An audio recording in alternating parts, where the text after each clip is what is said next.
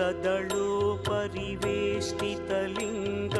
सर्वसमुद्भवकारणलिङ्गम् अष्टदरिद्र्यविनाशनलिङ्गं तत्प्रणमामि सदा शिवलिङ्गम्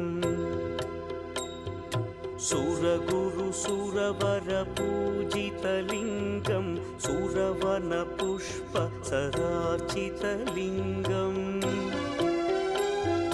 परमपदं परमात्मकलिङ्गं तत्प्रणमामि सदा शिवलिङ्गम् लिङ्गाष्टकमिदं पुण्यं यः पठेच्छिवसन्निधौ शिवलोकमवाप्नोति शिवेन सह मोदते।